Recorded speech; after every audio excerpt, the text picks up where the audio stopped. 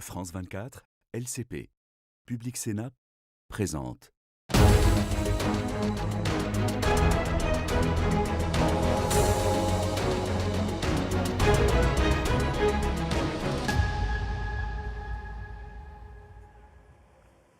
Bienvenue dans votre magazine consacré à l'actualité européenne. Et une question au cœur de cette actualité. L'Europe doit-elle avoir peur des États-Unis ? Il y a encore quelques mois, la question paraissait anecdotique. Aujourd'hui, l'Europe est contrainte d'y faire face. D'allié et protecteur, l'Amérique de Donald Trump est devenue un rival agressif de guerre commerciale. On en vient aujourd'hui à évoquer une guerre tout court.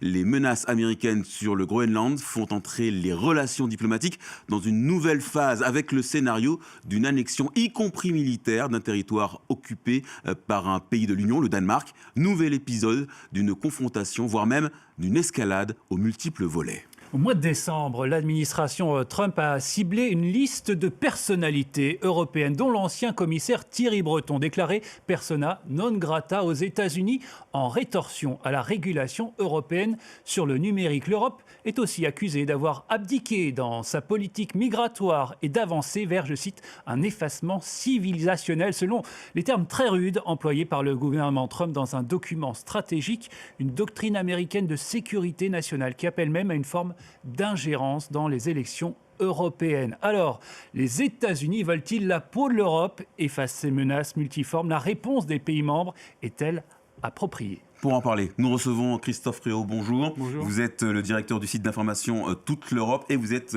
à l'origine de ce magazine mensuel L'Europe, consacré à la géopolitique européenne. Bonjour Nicole Niesotto. Bonjour. Vous êtes la vice-présidente de l'Institut Jacques Delors et auteur d'un livre intitulé Fracture dans l'Occident. Comment en est-on arrivé là ? Comment en sortir ? Ouvrage paru aux éditions Odile Jacob. Justement, première question que je vous pose, Madame Niesotto. Vu le tableau que nous venons de brosser, faut-il encore considérer les États-Unis comme un allié de l'Europe ou alors comme un adversaire, comme un ennemi ? Certainement pas comme un allié. Moi, j'aime parler de l'ennemi américain, en référence à cet ouvrage de littérature policière d'autrefois. Non, les États-Unis de Donald Trump ne connaissent pas le mot alliance, ne connaissent pas le mot ami, ni le mot allié. Ils connaissent uniquement leur intérêt national, ou en tout cas ce qu'ils définissent eux-mêmes comme leur intérêt national. Et donc oui, pour l'Europe, c'est une révolution, c'est une régression stratégique majeure, et il faut que les Européens se mettent dans la tête, ce qui est très difficile pour la plupart des partenaires européens, se mettent dans la tête que les États-Unis ne sont pas une puissance amie. Ça ne veut pas dire qu'ils seront ennemis sur tous les dossiers, mais il y a énormément de dossiers sur lesquels ils sont devenus des ennemis de la politique européenne. Il y a le réchauffement climatique, le numérique, le commerce et maintenant les questions de défense et la stratégie, puisque l'administration Trump, ni plus ni moins, menace d'accaparer un territoire qui est... en tout cas pour ce qui concerne sa défense, qui est de la responsabilité du Danemark. Donc moi, je pense qu'il faut oser les termes très forts. Il y a une contre-révolution américaine qui est à mes yeux une contre-révolution fascisante, ou en tout cas autoritaire, pas forcément sur l'intérieur des États-Unis, mais à l'égard du reste du monde. C'est une stratégie de prédation stratégique, en particulier dans la famille occidentale. Parce que Trump, il est fort avec les faibles, et nous, les Européens, nous sommes faibles, mais il est faible avec les forts. Il ménage quand même, quand il le peut, la Chine et la Russie. Christophe Préau, face à ce revirement que décrit Nicole Niesotto, on a l'impression que les Européens sont un peu en état de sidération. Comment est-ce que vous comprenez et vous analysez ces hésitations et cette réponse pour l'instant fluctuante ? Alors, l'Union européenne ne parle jamais d'une seule et même voix en fait à l'international et en question diplomatique. Il y a 27 États membres. Donc, si on fait référence, par exemple, au coup de force de Donald Trump et des États-Unis au Venezuela, par exemple, effectivement. Chaque État n'a pas la même position. On voit bien dans les déclarations qu'il faut aussi ménager ce qu'on appelle aujourd'hui peut-être un ennemi américain, et parce que demain, il faut continuer toujours à travailler avec lui. Et il y a toujours aussi cette épée de Damoclès. En fait, à chaque fois qu'on a une relation avec Donald Trump aujourd'hui, c'est l'Ukraine. C'est-à-dire qu'à chaque fois que l'on discute avec Trump, quels que soient les sujets, c'était le cas sur les sujets pour un accord commercial qui a été noué à l'été 2025, il est toujours sous-jacent. Si vous n'accédez pas à mes désirs, je vous soutiens plus dans le combat vis-à-vis de la Russie par rapport à l'Ukraine. Donc on est dans une position un peu ambivalente et comme le disait Nicole Nisotto, sur de nombreux points, on a une position de faiblesse qui est aujourd'hui effectivement l'international, qui est compliqué à gérer. Alors on va mettre un coup de projecteur sur le point d'orgue des tensions entre l'Union européenne et les États-Unis. La menace sur le Groenland paraissait fantasque, je le disais il y a quelques semaines. Elle paraît désormais bien concrète. Voyez comment Donald Trump a justifié son intérêt pour le Groenland. Nous avons besoin du Groenland pour notre sécurité nationale. Si on regarde les côtes du Groenland, il y a des bateaux russes et chinois partout. Nous en avons besoin pour notre sécurité nationale. Nous devons l'avoir. Cette menace doit-elle être prise au sérieux, Nicole Niesotto ? Tout à fait. Tout à fait, ils ne plaisantent pas. Ça fait déjà dans l'histoire. Les Américains ont répété 5 fois que le Groenland pouvait être américain. Et donc, et Trump répète et dit que d'ici 2 mois, l'affaire sera réglée. Donc oui, il faut prendre la menace au sérieux. Maintenant, est-ce que ce sera une menace militaire ? Est-ce qu'ils vont déployer toute une armada pour occuper le Groenland ? Je ne crois pas. Ils ont déjà une base militaire officielle sur le territoire du Groenland. Vous ne croyez pas à une intervention militaire sur le Groenland? Enfin, pas tout de suite. Moi, je pense que les Américains vont essayer d'abord la voie commerciale. Les Groenlandais ont un statut très particulier vis-à-vis du Danemark. Ils sont totalement autonomes sur tout, sauf sur la défense et la sécurité, dont la responsabilité revient au Royaume du Danemark. Mais pour tout le reste, ils sont souverains. Et donc, Donald Trump peut essayer d'abord de leur proposer un accord d'exploitation de leurs minerais, parce qu'il n'y a que ça qui l'intéresse, c'est les richesses du sous-sol. Il peut leur proposer un accord. Et c'est pour ça que moi, si j'étais patronne de l'Union européenne, ma première réaction serait de dire aux Groenlandais, tout ce que Trump vous propose, nous on multiplie par 2 et on propose mieux. Autrement dit, de prendre au mot, il va faire peut-être une enchère sur le Groenland, on réenchérit et on garde le Groenland pour nous. Maintenant, la menace militaire, ça ne peut être qu'une deuxième étape. Si jamais tout est impossible sur le plan commercial ou un deal économique, à ce moment-là, il n'a pas besoin d'une intervention militaire, il a des forces sur place. À titre dissuasif, envoyer des troupes, par exemple, la France l'a proposé au Danemark, ce serait une idée ? Moi, je pense que ce serait un bon message, à condition que la France ne soit pas toute seule. Il faudrait que les grands pays de l'Union européenne, en particulier ceux qui sont très motivés sur la défense de l'Ukraine, ceux qui sont membres de la coalition éventuelle qui un jour appliquerait un plan de paix en Ukraine, que ces pays-là disent la même chose. Nous, le Danemark, c'est pas un pays étranger, c'est une partie de nous-mêmes, et donc nous allons défendre une partie de nous-mêmes. Christophe Préault, là aussi sur ce dossier groenlandais, on a entendu des voix discordantes au sein des 27. Certains sont très alarmistes, par exemple la première ministre du Danemark, on a entendu. Emmanuel Macron, lui, a dit qu'il considérait ce scénario improbable. Pourquoi de tels écarts là aussi d'appréciation ? D'abord, le Danemark, évidemment, est le premier concerné. Donc, ça me semble logique que Mette Frederiksen, première ministre danoise, s'inquiète fortement. Si on fait juste une petite comparaison, il y a 56 000 habitants au Groenland. L'armée d'active américaine, c'est 1,3 million de militaires. Donc déjà, ne serait-ce que ce niveau-là. Donc voilà. Et puis rappeler aussi que le Groenland, comme on l'a dit, c'est un territoire autonome, mais constitutif du Royaume du Danemark. Alors, c'est pas un territoire européen, pas partie de l'Union européenne. Néanmoins, les citoyens groenlandais sont des citoyens européens. C'est une relation au Danemark, comme nous, pour la France, on a la relation avec la Nouvelle-Calédonie ou la Polynésie, par exemple. Voilà.